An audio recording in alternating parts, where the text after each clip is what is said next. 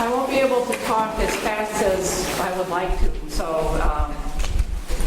but I will talk fast. But these are materials that will give you more information about what I am going to be talking about, and my contact information is on all of them, and feel free to get back in touch with me. I'm Sally Sutton. I'm a senior policy analyst at the USM School, and I provide staff support to something called the Maine Health Workforce Forum, which is described in your green handout. The forum was established by the legislature in 2005 as a way to address the state's health workforce needs. And just to put that in a little bit of perspective, we've already heard from Kay that we're a very old population. That also means that our health workers are also old and probably retiring a bit faster than we would like them to, and we're not necessarily replacing them as quickly as we need to. With the Affordable Care Act, there will be many more people in the state who will now have access to health care services that previously didn't have access to those services, again putting greater demands on the health workforce. Just also to put things in perspective, as many of you are probably aware, the health sector is the state's largest economic sector. It is the only sector that has continued to consistently grow over the last decade or so. Maybe not quite as fast recently, but it has continued to show growth. And the Health Workforce Forum essentially serves the state as the state's industry partnership for the health sector. We have health employers who are involved. We have educators from all levels, from community technical educational schools, adult education, all the community colleges, the university system, the private schools. We have workforce and economic development people involved, and we have a number of different health professional associations involved in our efforts. And pretty much anyone who has any interest in the health workforce in the state of Maine, I invite them to join the forum as a member. So the reason I'm here now is because we had a recommendations guide that we developed a few years ago that had a strategic plan that went with it, and it said, well, you should at some point look at how to recruit non-traditional minorities, or what to do about foreign-trained professionals coming into the state. And I initially thought, well, that's just a licensing issue. That'll be real easy. We'll have 1 or 2 meetings, we'll figure that out, and then the issue will go away.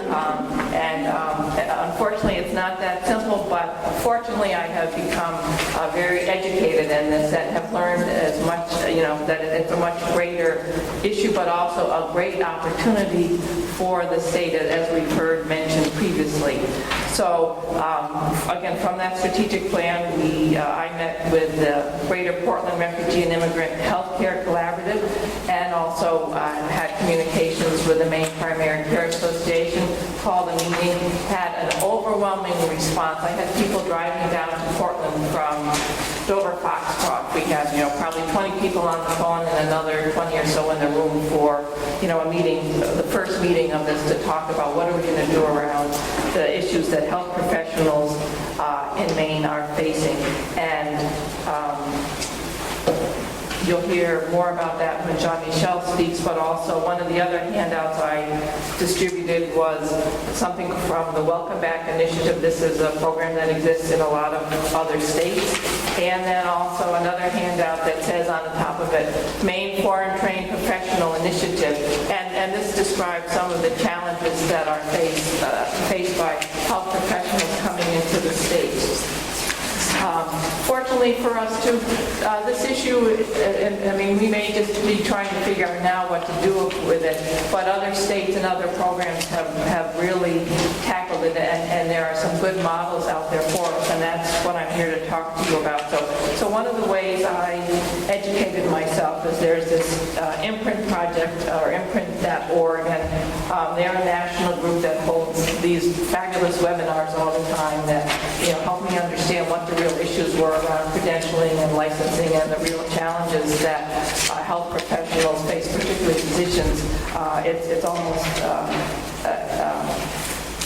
impossible to overcome the different steps and hurdles that they need to address as they try to practice their profession in this country.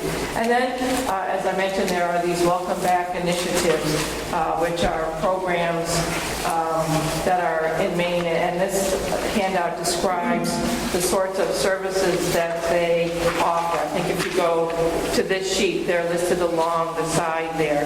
And part of what our group has done is we've had conversations with people from the Imprint organization. We've had conversations with the Welcome Back people in Rhode Island. John Michel has actually gone down to meet them.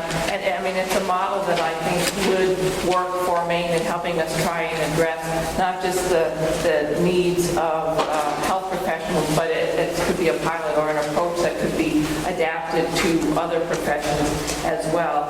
And you know, when I first started talking to the Welcome Back people, I was trying to figure out, do we really have the numbers here? Because as we heard from Tay, you know, we can't really count, you know, because, you know, they're small, and do we have, you know, what is the critical mass of people that we need to have in the state to make developing a program like this worthwhile? And what I heard both from the national person and from the woman in Rhode Island is, if you build it, they will come. And, you know, so this is a great economic tool that Maine could develop to help foreign trained professionals, again, be able to practice their professions in this country. And one example that the woman in Rhode Island gave, she had some, I don't know where the person was coming from, but her Welcome Back program initiative in Rhode Island was different enough from the Boston one that this person decided to move to Rhode Island instead because of the services that were offered there and not Boston. So again, it's a way to attract highly trained people to our state and to help with our economy.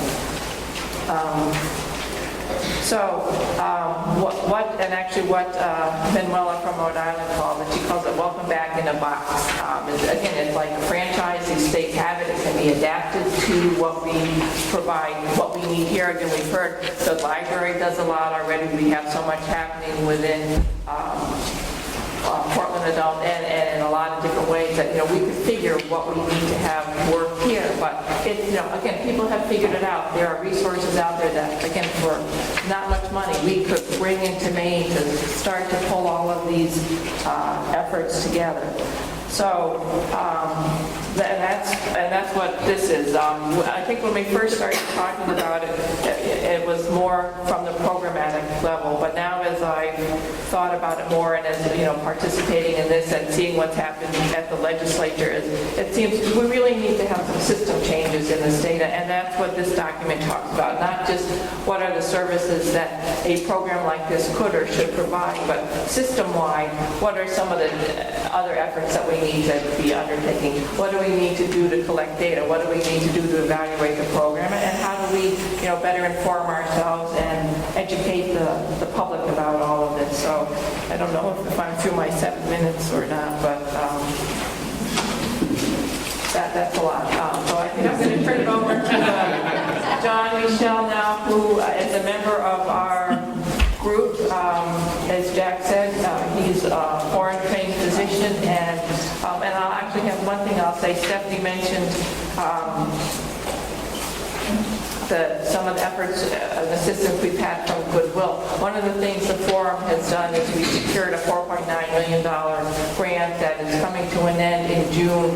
With that grant, over 1,000 health professionals were trained. So, and we only had thought we'd only train 400, so we greatly surpassed what our initial goals were. And at the end of it, we trained, I think, 50. We have 15 interpreters, and into medical interpreting class, we have 5 physicians who received assistance with licensing and credential checking and fees for taking tests, and we've helped a couple nurses and a midwife. So, and that was just at the end. And again, if we knew of these needs earlier on, we could have, you know, worked our system and our grant differently to be, you know, addressing these. And again, so I think, you know, it's all evolving. And here's John Michel.